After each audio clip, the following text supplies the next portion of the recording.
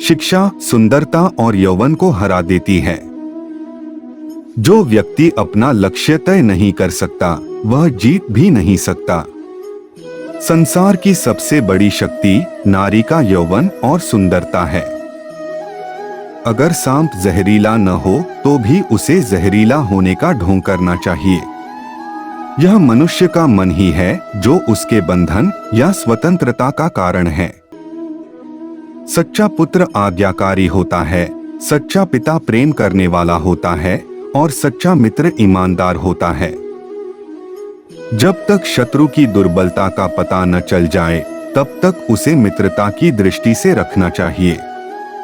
एक मूर्ख व्यक्ति के लिए किताबें उतनी ही उपयोगी होती हैं जितना कि एक अंधे व्यक्ति के लिए आईना। कौशल को छुपा हुआ खजाना कहा जाता है क्योंकि वो परदेश में एक माँ की तरह बचत करते हैं। भगवान मूर्तियों में मौजूद नहीं है, आपकी भावनाएं ही आपका भगवान है। आत्मा तुम्हारा मंदिर है। आप जिस चीज के लायक हैं उससे कम पर कभी समझौता न करें। यह अभिमान नहीं स्वाभिमान है।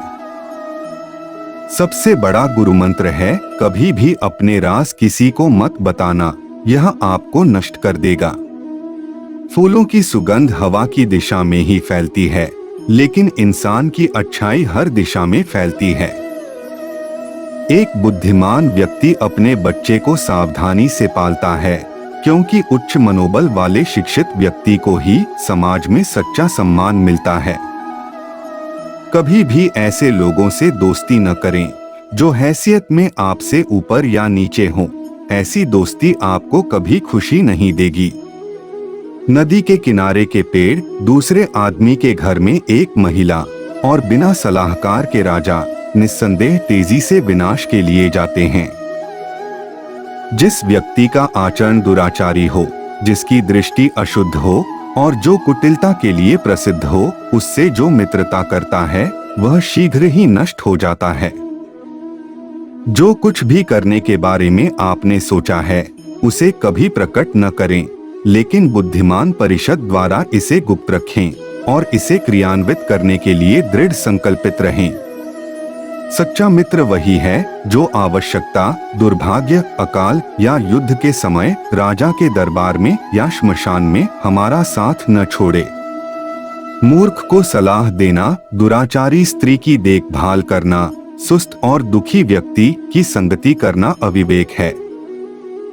एक बार जब आप किसी चीज पर काम करना शुरू कर दें, असफलता से डरो मत और उसका परित्याग मत करो। जो लोग ईमानदारी से काम करते हैं वे सबसे ज्यादा खुश होते हैं।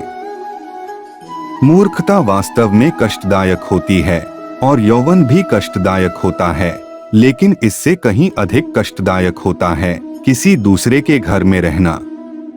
बुद्धिमान व्यक्ति को सारस की भांति अपनी इंद्रियों को वश में करना चाहिए और अपने स्थान, समय और योग्यता को जानकर अपने उद्देश्य को पूरा करना चाहिए। किसी व्यक्ति का भविष्य उसकी वर्तमान परिस्थितियों के आधार पर मत आंकिए, क्योंकि समय में इतनी ताकत है कि वह काले कोयले को चमकदार हीरे में बदल सकता है। एक अकेला चंद्रमा अंधेरे को दूर करता है जो कई तारे भी मिलकर नहीं कर सकते।